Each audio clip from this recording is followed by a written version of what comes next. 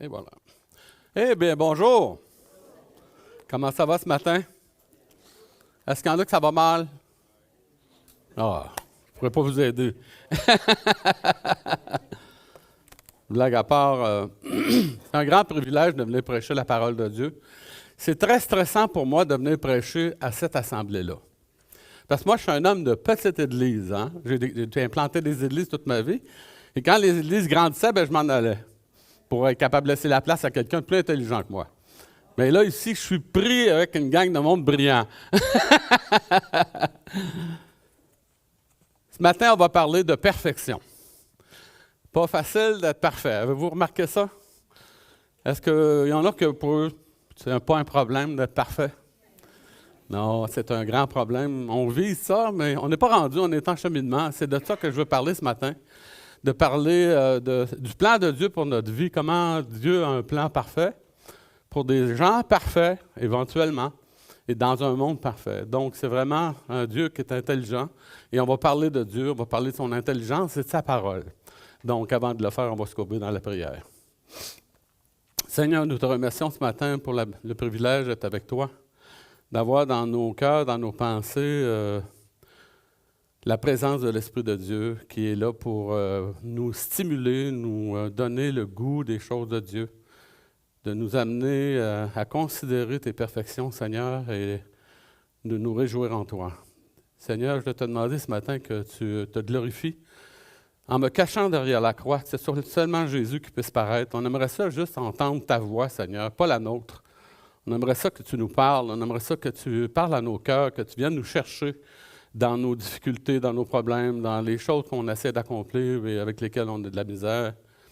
On doit te demander, notre Dieu, que tu puisses nous aider ce matin, nous instruire. Donne-moi la liberté pour être capable de le faire et donne-nous qu'ensemble, on puisse sortir d'ici, édifier, encourager, en allant de l'avant, en continuant de te servir et t'honorer. Dans le nom de Jésus. Amen.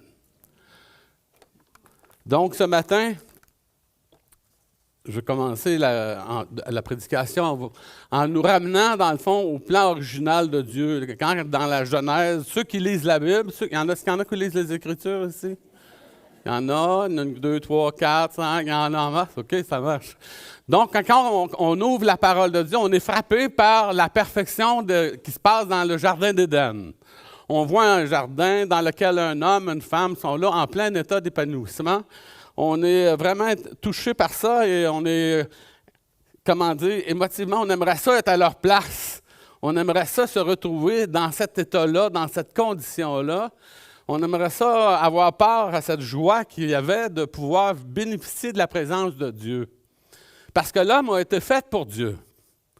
L'homme a été fait pour Dieu. L'homme a été créé par Dieu pour vivre dans sa présence. Et c'est une anormalité que nous vivons dans notre monde depuis l'avènement du péché. On vit une déconnexion avec le grand Dieu du ciel. Et on a perdu, dans le fond, beaucoup de choses dans notre vie. Mais ça, c'est la mauvaise nouvelle. Si vous ne connaissez pas le Seigneur ce matin, vous n'avez pas cette connexion avec le Seigneur, vous êtes dans une très mauvaise situation. La parole de Dieu nous dit que le péché a envahi le monde et que les conséquences du péché sont aussi dramatiques. Donc, c'est important de prendre conscience de cette réalité-là, parce que le peuple de Dieu a un message. Le message, c'est un message de rédemption. On a un message, dans le fond, qui vous invite, si vous ne connaissez pas le Seigneur, à le rencontrer, à faire une expérience de changement personnel, une transformation personnelle profonde, qui va faire de vous, une personne nouvelle et qui va vous amener, dans le fond, dans une situation vraiment beaucoup meilleure que vous pouvez être dans laquelle vous êtes maintenant. Le but de la rédemption, c'est de faire deux choses. C'est premièrement, quand Dieu intervient dans notre vie, lorsqu'on se convertit, au moment de la conversion, il nous rachète. On est perdu et la Bible nous dit qu'on est, à cause du péché, on est marqué par le péché, on est mort à cause du péché et Dieu doit faire intervenir et nous racheter. Et la parole de Dieu nous dit qu'il y a quelqu'un qui est venu pour régler ce problème-là et cette personne-là, c'est Jésus. Fait que étonnez-vous pas que dans une église évangélique, on parle de Jésus. On parle juste de Jésus. On parle de Dieu, on parle de Jésus, on parle du message de l'Évangile. On parle d'un message qui a changé notre vie. On ne vous parlerait pas de quelque chose qui n'a rien fait dans notre vie. On vous parle de quelque chose qui a transformé notre vie, qui a fait de nous ce que nous sommes aujourd'hui et qui a fait de nous des personnes, dans le fond, qui ont puis qui sont passés d'une une certaine désespérance dans leur vie à un espoir qui est certain. Et la raison est simple. Dans Jérémie, au chapitre 29 et au verset 11, la parole de Dieu nous dit que Dieu a des projets pour nous. Des projets de paix et non de malheur afin de nous donner un avenir et de l'espérance. Parce que l'homme abandonné à lui-même n'a pas d'espoir.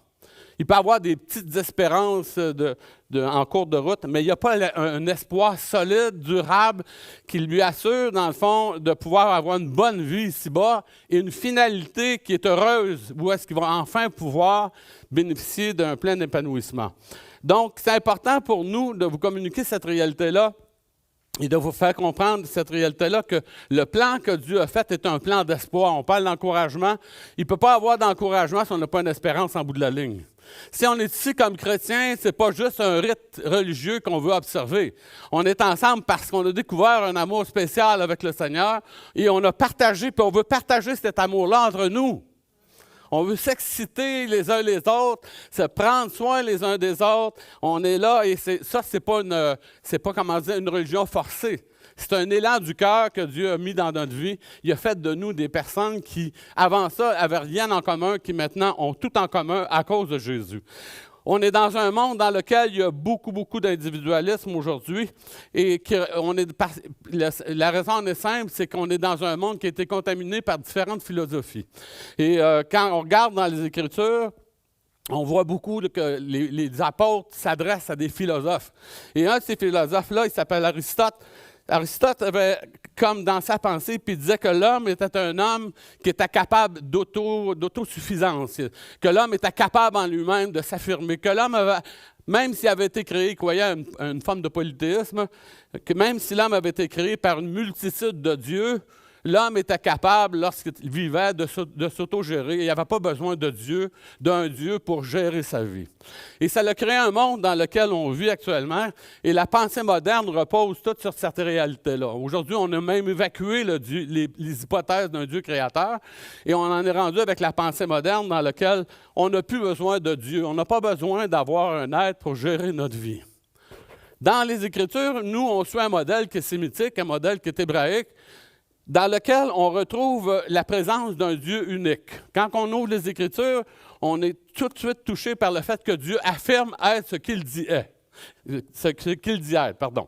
Donc, Dieu affirme ce qu'il dit être et qu'il ne s'en gêne pas, il n'y a pas à se cacher. Il veut nous faire comprendre l'importance de le reconnaître dans notre vie comme notre maître personnel, comme celui qui veut diriger notre vie. Donc, c'est important de comprendre ça parce que si on ne comprend pas ça, on va essayer de lutter dans le fond pour éviter cette réalité-là. Tandis que Dieu nous donne un appel dans son amour et dans sa compassion à venir à lui et de bénéficier de sa protection, d'affirmer son existence. Un chrétien, c'est une personne qui n'a pas peur d'affirmer l'existence de Dieu. Un chrétien, c'est une personne qui vit en étant fier de sa relation avec Dieu. Un chrétien, c'est une personne qui a vraiment choisi de vivre en pleine conscience, dans le fond, dans son esprit, de la réalité de Dieu. Et il se réjouit de ça. On est profondément animé par cette réalité-là. Pour nous, le but, Socrate disait que le doute était un des moteurs de la vie. Pour nous, la Bible nous dit, non, c'est la foi qui est le moteur de la vie. On n'avance pas avec le doute. On avance avec la foi. On avance avec la crainte de Dieu. Et c'est ce que les Écritures nous enseignent. Fait que quand on regarde notre monde, nous, on est observateurs des gens autour de nous. Ils ne sont pas animés par le même esprit, mais ils n'ont pas la même pensée, ils n'ont pas la même réflexion, pas les mêmes bases pour établir leur vie. Et ce n'est pas étonnant qu'ils agissent d'une façon qui est différente. Ce n'est pas étonnant que nous, qui sortons de là, agissions aussi d'une façon qui était différente auparavant. On était, dans le fond, animés par un autre esprit, conduit par le prince de ce monde, que la Bible identifie comme étant le diable. Et, dans le fond, on avait comme pensée d'être capable d'arriver à s'assurer notre propre bonheur. Et, dans le fond, on pensait qu'on était capable de se développer. Et il y a une expression qui dit souvent, qu'on entend souvent « sky is the limit ». Hein? On entend souvent ça, cette expression-là. Ça veut dire que la limite, pour nous, c'est le ciel, autrement dit. Pour nous, c'est beaucoup plus haut que ça. C'est le royaume de Dieu. Pour un enfant de Dieu, ce n'est pas le ciel qu'on voit qui est la limite. Ce n'est pas ce monde-là fini, mais c'est un monde qui est infini. C'est un monde dans lequel Dieu est vraiment le maître. Un Dieu qui est capable, dans le fond, d'agir dans notre vie et de se manifester. Ceci dit, ça, c'est juste une partie de l'introduction. Dans Jean, premier chapitre, je vais vous faire comprendre une réalité qui est importante pour un enfant de Dieu. Quand on parle d'être né de nouveau, un enfant de Dieu, il nous dit ceci dans Jean, premier chapitre, au verset 12, parlant de Jésus qui est venu chez les siens pour annoncer la bonne nouvelle. Il est venu s'annoncer lui-même. Il est venu dire aux gens de sa génération, si vous avez besoin d'un sauveur, c'est moi. Si vous avez besoin d'une vérité, la vérité, c'est moi. Si vous avez besoin d'avoir une porte pour rentrer, pour sortir de votre problème, c'est moi. Et il nous dit ceci, puis c'est assez dramatique de voir ça, parce qu'il dit Jésus, parlant de la parole qui est venue chez les siens, il dit, elle est venue chez les siens, il dit, le monde ne l'a pas connue. Elle est venue chez les siens, il dit, les siens ne l'ont pas reçue. Mais à tous ceux qui l'ont reçue, à ceux qui croient dans son nom, elle a donné le pouvoir de devenir enfants de Dieu, lesquels sont nés, non de la chair, ni de la volonté de l'homme, mais de la volonté de Dieu. Il est en train de nous dire une chose qui est très importante. Une personne qui devient ce qu'on appelle un chrétien, c'est une personne qui a fait une expérience personnelle de changement. Une personne qui a invité Jésus-Christ dans sa vie. Il l'a reçu, le message. Donc, si vous avez entendu le message jusqu'à date de l'importance de croire en Dieu, c'est une bonne chose. Mais tant que vous ne l'aurez pas approprié pour votre propre vie, vous êtes encore dans vos péchés. Et la Bible nous dit que l'important, c'est de le recevoir. C'est lorsqu'on reçoit le message de l'Évangile que notre identité change.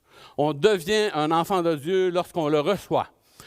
Mais en plus de ça, non seulement on change d'identité, mais en plus de ça, on reçoit de la part de Dieu une nouvelle puissance.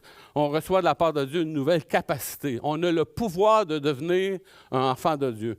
En fait, on a reçu le pouvoir de devenir ce que Dieu a déclaré que nous sommes lorsqu'on se convertit. Une personne qui est un enfant de Dieu, il rentre dans un processus. Lorsqu'il naît de nouveau, il accepte Jésus-Christ dans sa vie comme son sauveur personnel.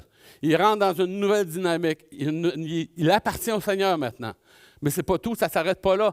Le plan de Dieu, ce n'est pas un plan statique, c'est un plan dynamique.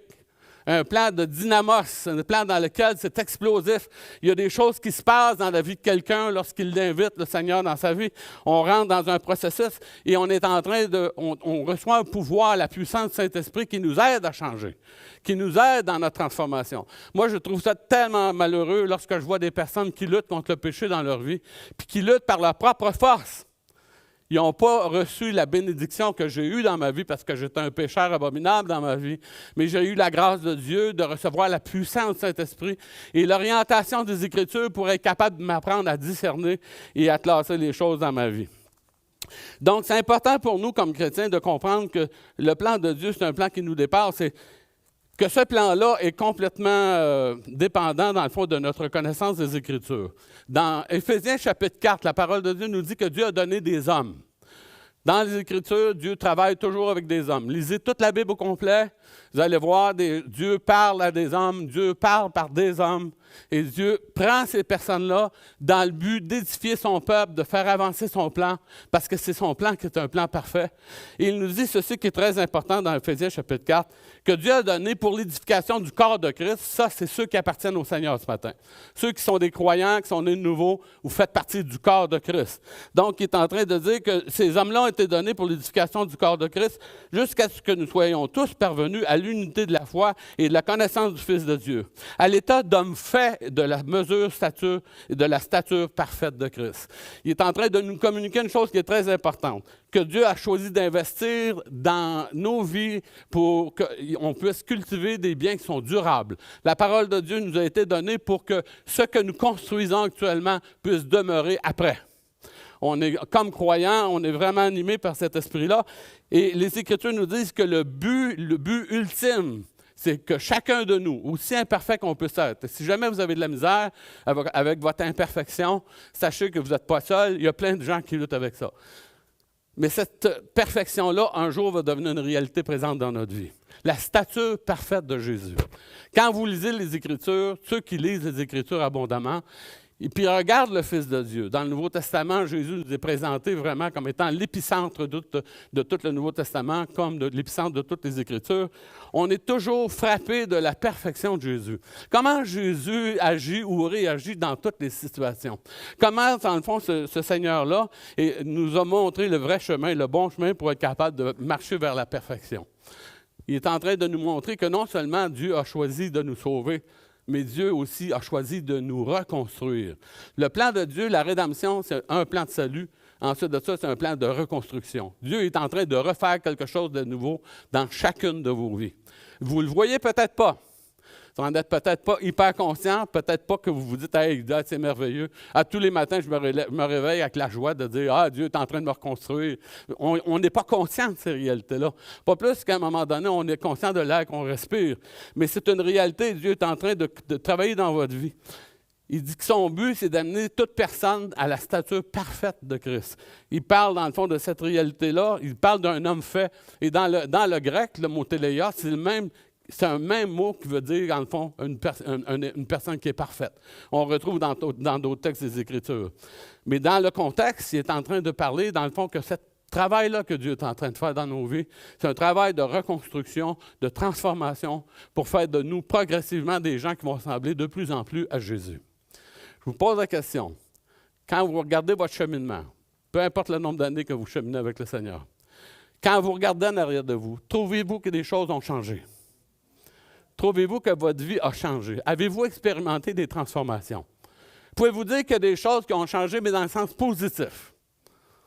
Hein? Est-ce que vous avez déjà vu l'action de Dieu dans votre vie pour votre propre changement? Parce qu'on a une tendance, vous savez, à regarder les autres, mais on attend qu'ils changent. On aimerait ça que le monde change. Ça voudrait dire que le monde soit comme je l'aime. Mais ce que Dieu a une attente, et son attente, c'est que Dieu veut que nous changions personnellement. Et c'est pour ça qu'il a donné des hommes de Dieu. C'est pour ça que dimanche après dimanche, venez entendre la parole de Dieu. Vous venez ici pour entendre la parole de Dieu. Pourquoi? Parce que vous pensez que les Écritures, la prédication des Écritures, a la capacité de vous changer. D'accord? Si vous ne pensez pas ça, faites d'autres choses. Hein? Allez faire du vélo. Ce n'est pas mauvais, ça met en forme. Mais si vous voulez vraiment un changement profond, placez-vous à l'écoute des Écritures. Regardez ce que Dieu nous a donné. Il nous a donné des hommes pour être capables de nous enseigner. Il nous a donné des hommes qui marchent avec Dieu, des hommes qui nous apprennent à faire progressivement, par les Écritures, des choix constructifs. Des choix, dans le fond, qui permettent au plan de Dieu de se dynamiser dans notre vie et de faire de nous des gens qui sont en transformation. Dieu est en train de travailler dans notre vie pour vraiment parfaire son plan parfait, pour faire de nous des personnes matures.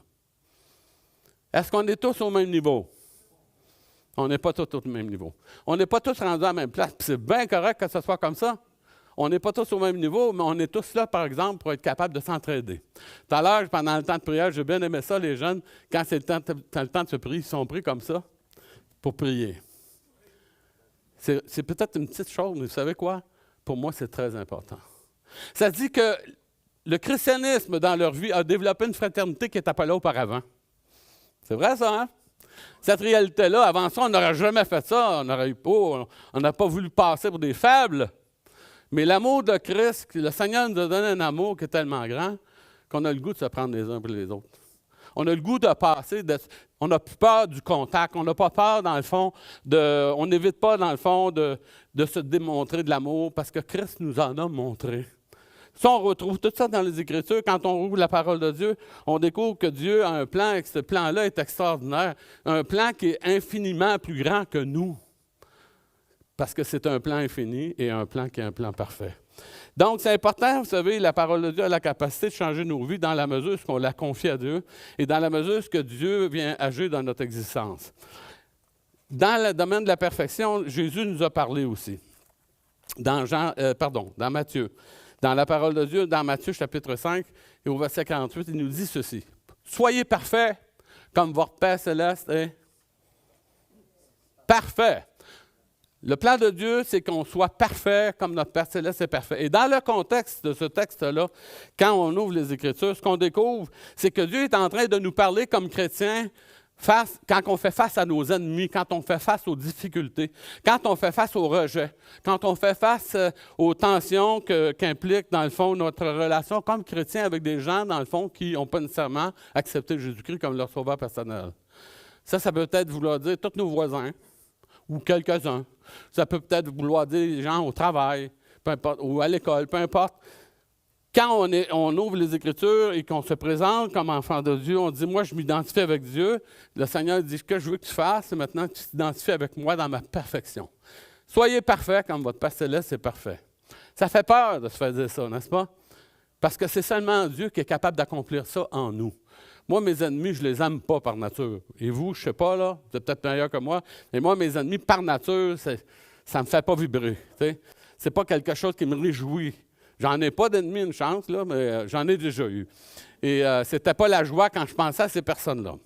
Et quand je regarde dans les Écritures, je regarde dans Matthieu chapitre 5, quand Jésus parle à ses disciples, il dit « Aimez vos ennemis, bénissez ceux qui vous maudissent, faites du bien avec ceux qui vous maltraitent, il dit qui vous persécutent, afin que vous soyez des fils de votre Père qui est dans les cieux. » Il est en train de nous dire que quand on prend contact avec les Écritures, notre lecture de l'existence change dans le cadre de nos relations. Non seulement on a des standards nouveaux, on a des barèmes nouveaux, mais en plus de ça, dans nos relations, ça vient influencer. Ça nous donne un défi nouveau parce qu'il ne dit pas que c'est facile. Jamais Jésus a dit « Ah, ça va être facile ». On regarde son cheminement jusqu'à la croix.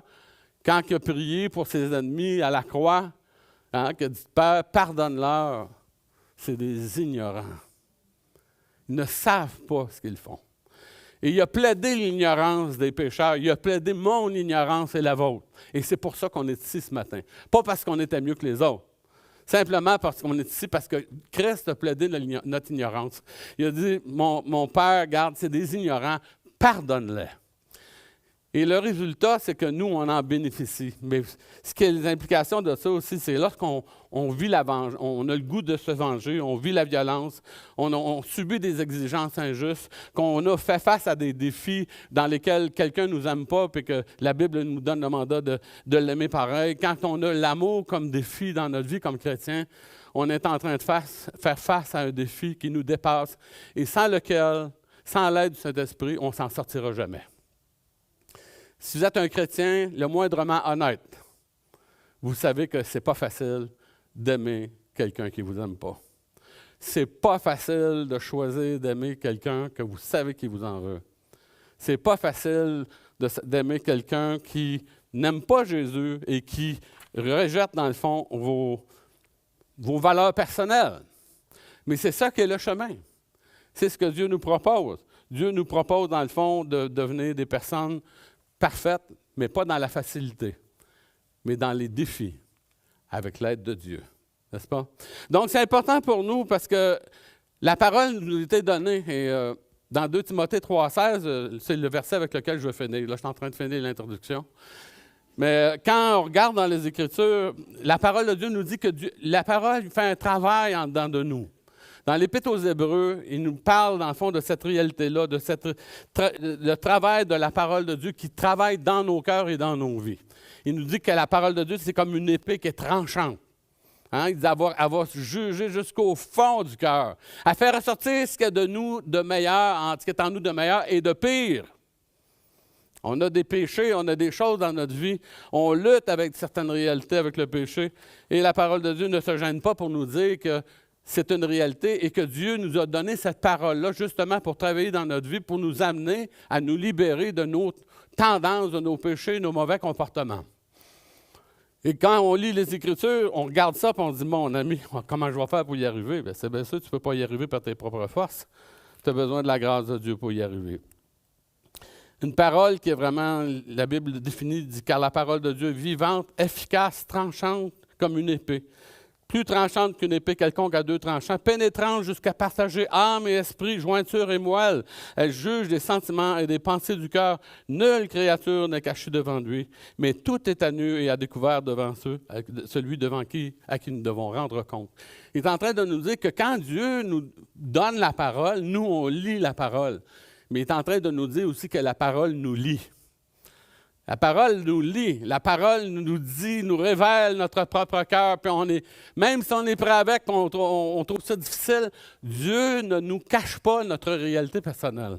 Il nous montre, dans le fond, que la parole de Dieu, c'est vraiment un instrument puissant pour être capable de faire un changement, mais que ce n'est pas une parole qui va faire un changement en nous habituant à nous mentir. il va nous mettre en contact avec la vérité, avec notre vérité personnelle avec laquelle on doit faire face, mais surtout avec la vérité de Dieu. La vérité que Dieu nous montre, dans le fond, et qu'on doit, dans le fond, matérialiser dans la personne de Jésus. Donc, c'est important pour nous de comprendre ces réalités-là. Ceci dit, on arrive à 2 Timothée 3,16. Dans les Écritures, la parole de Dieu nous donne des outils. Dans le fond, la Bible, c'est un outil que Dieu nous a laissé, parce qu'en attendant de pouvoir nous parler directement. Donc, 2 Timothée 3,16 nous dit une chose qui est très, très importante pour nous dans nos vies. On a besoin de comprendre que Dieu ne nous a pas laissés sans ressources. On a besoin, Dieu demande des grands changements. Dieu nous donne une parole qui n'est pas facile à adresser pour nous parce que ça nous bouleverse, ça nous chamboule. Dieu ne nous cache pas la vérité. Mais en même temps, Dieu nous donne un encouragement en nous donnant sa parole. Il nous montre, dans le fond, le but et l'utilité de la parole de Dieu. Il nous dit ceci. Toute écriture est inspirée de Dieu. Est-ce que c'est vrai? Ceux qui votent pour ça. OK, il n'y a pas d'abstention. Toute écriture est inspirée de Dieu. On a besoin de savoir ça. L'idée qu'on voit dans les Écritures, que quand on parle d'inspiration, on est en train de dire que Dieu nous a donné une parole qui a une source unique et une source pure.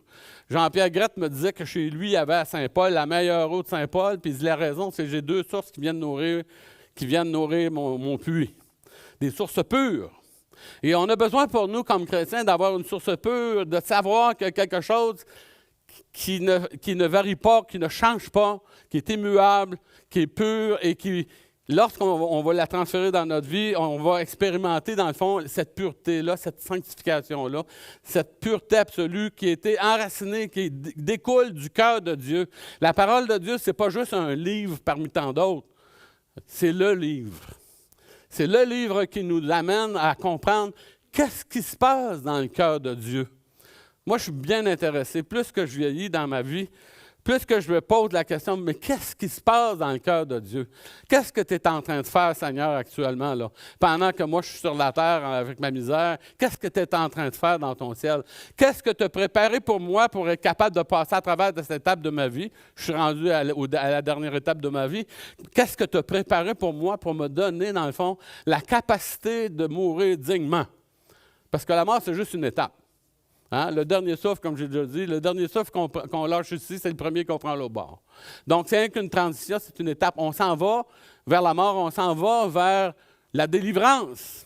Et la parole de Dieu nous a été donnée, il nous dit que cette parole-là, c'est une parole qui est une source unique, une parole qui est inspirée de Dieu, une parole qui a la capacité, dans le fond, de nous donner les renseignements et l'enseignement dont on a besoin parce qu'ils trouvent leur origine dans le cœur de Dieu.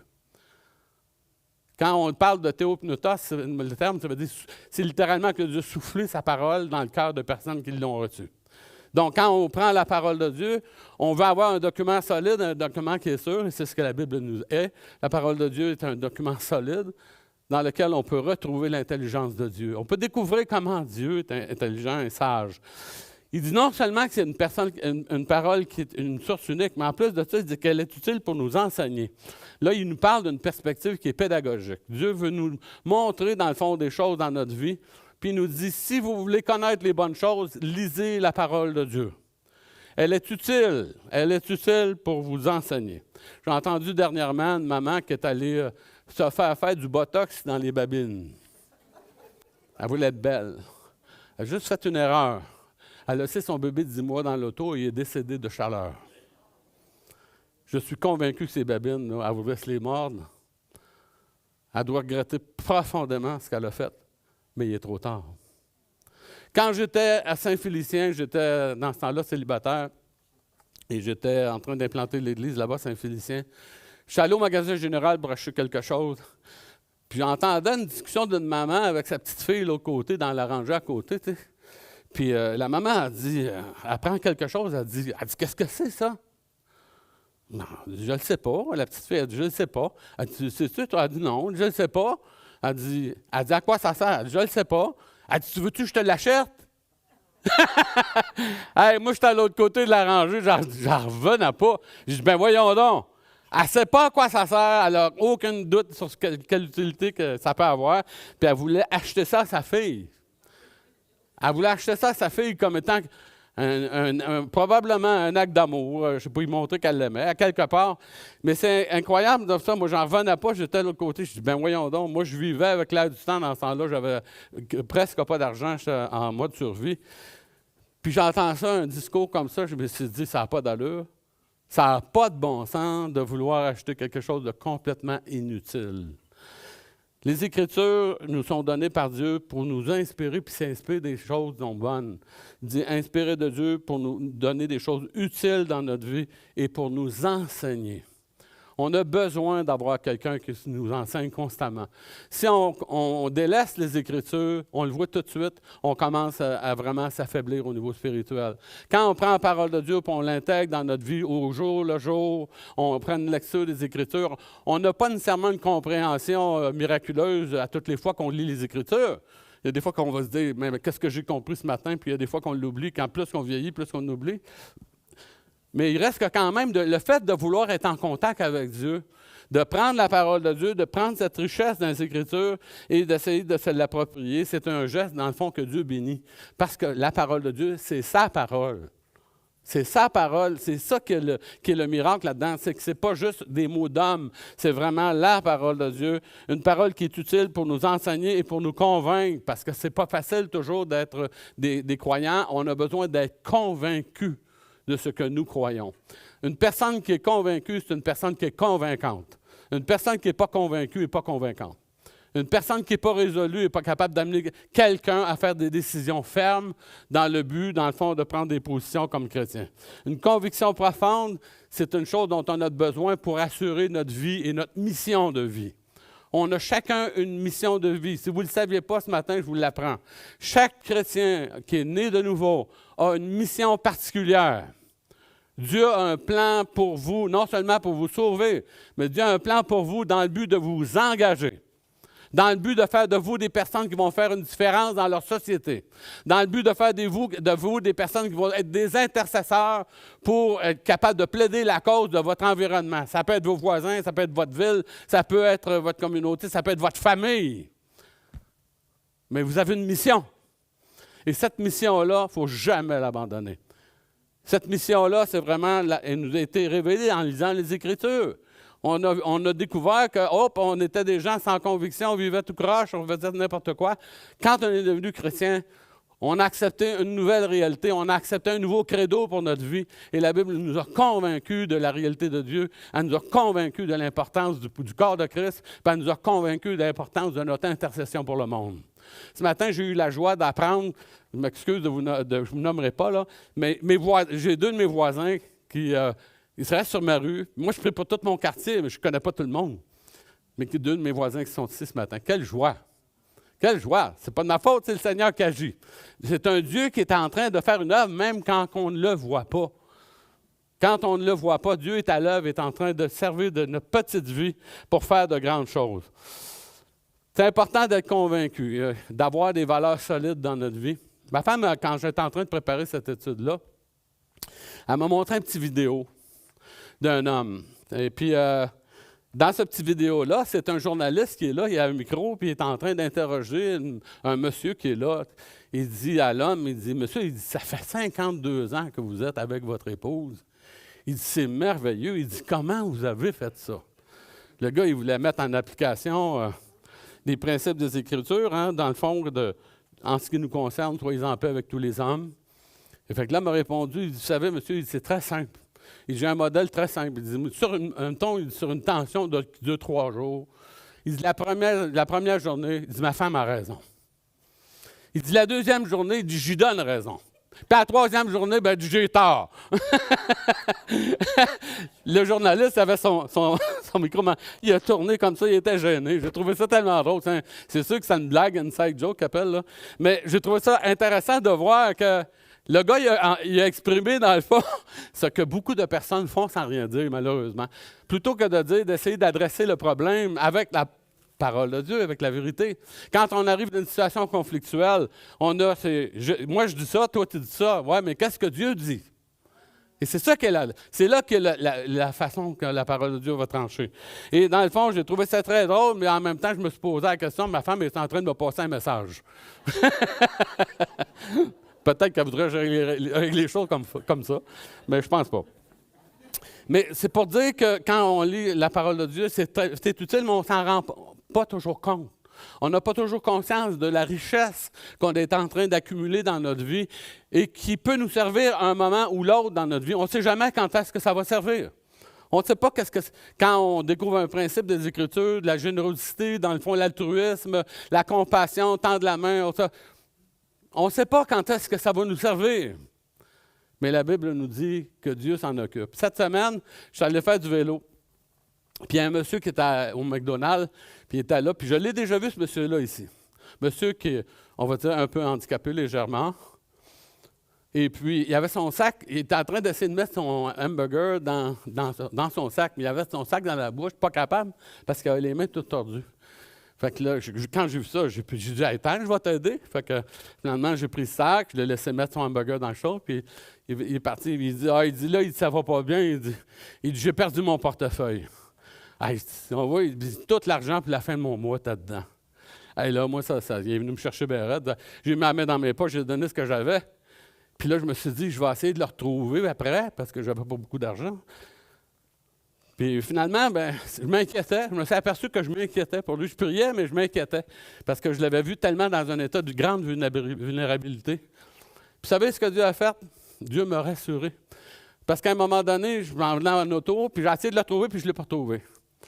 Puis là, je m'en viens en auto. Tout à coup, je vois le monsieur avec sa petite marchette, là, sa petit véhicule, avec plein de sacs d'épicerie après son véhicule. J'ai dit, bon, il a retrouvé son portefeuille. J'étais content parce que j'avais prié pour ça. J'ai dit au Seigneur, fais quelque chose. Fais quelque chose. Je savais que c'était un enfant de Dieu. Il dit, Seigneur, occupe-toi de ton enfant. Dieu m'a montré, vous savez quoi? Il m'a montré qu'il n'avait pas besoin de moi pour régler ses problèmes. Il m'a montré, dans le fond, qu'il était beaucoup plus grand que les choses qui m'handicapent. Il était beaucoup plus grand que mes limitations humaines, que même si je n'étais pas là, il est capable de prendre charge de n'importe quelle situation. Croyez-vous ça? C'est important de comprendre ça, parce que c'est ça que les Écritures nous enseignent, que c'est inspiré de Dieu, il est utile pour nous convaincre puis nous corriger, parce que nous, on a aussi des travers dans notre façon de réfléchir, dans notre façon d'agir. On agit mal et puis on ne sait pas pourquoi, ou on s'en fait avec des choses qui appartiennent à Dieu puis qui ne nous appartiennent pas. Donc, il ne faut pas être sans cœur pour les choses qui nous reviennent.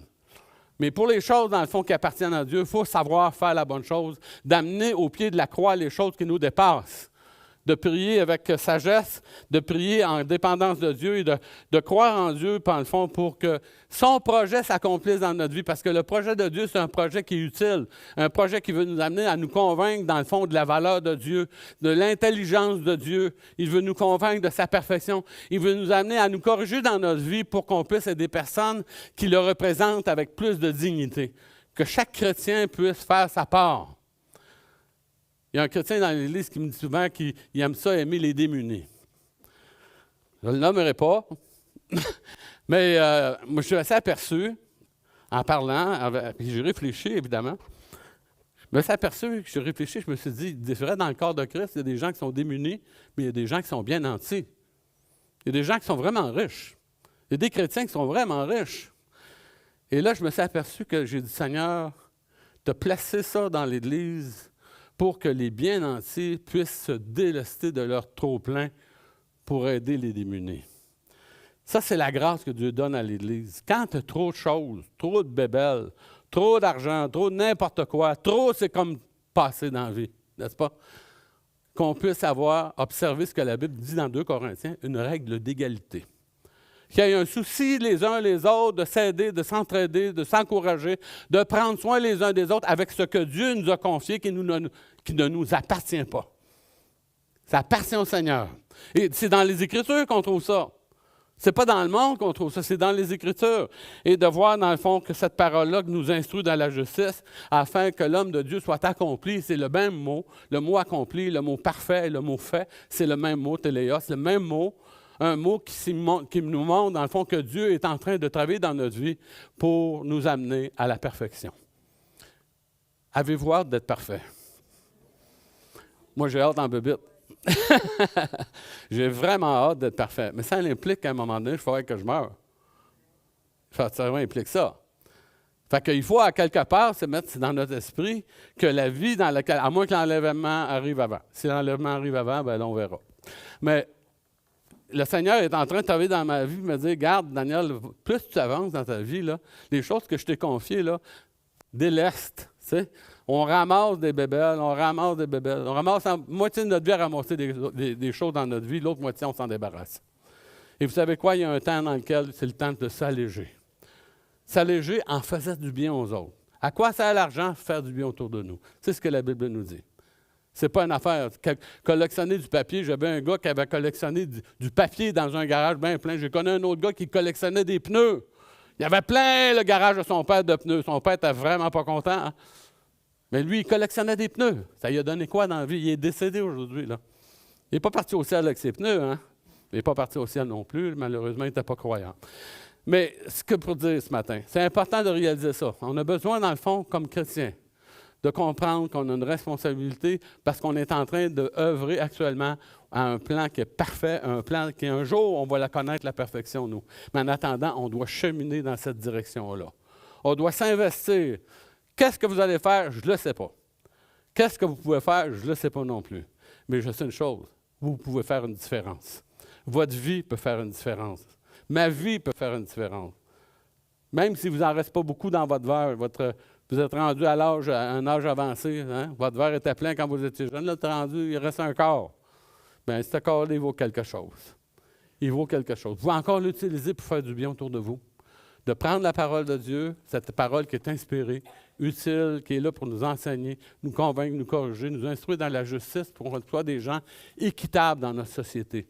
Les chrétiens qui vont dans ce monde-là doivent être des gens qui agissent avec équité et un sens, dans le fond, de l'altruisme, de prendre soin, de faire du bien. C'est fun de faire du bien aux autres, vous savez. Quand on fait du bien aux gens, là, moi je reçois des gens qui vivent toutes sortes d'affaires à banque alimentaire. Je viens pour leur faire du bien, mais savez-vous quoi? Bien des fois, c'est moi qui en reçois plus que ce que j'en donne. En donnant, on reçoit. Hein? Jette ton pain sur les eaux. Un jour, tu vas le retrouver. Quand tu ne le sais pas. Mais Dieu te dit dans sa parole que c'est une réalité. Prions. Notre Père Céleste, ce matin, merci encore une fois pour ta parole. J'ose espérer que j'ai apporté ce que tu désirais, Seigneur. C'est toi qui es le grand Dieu. C'est toi qui es souverain, qui es au contrôle de toutes choses. Je vais te demander, Seigneur, que tu puisses faire ton œuvre dans mon cœur, dans ma vie. Fais de ma vie ce que tu veux. Et fais de notre vie, Seigneur, que notre vie puisse contribuer à ton grand plan de perfection. Te remercions pour toutes tes grâces, Seigneur, dans le nom de Jésus. Amen.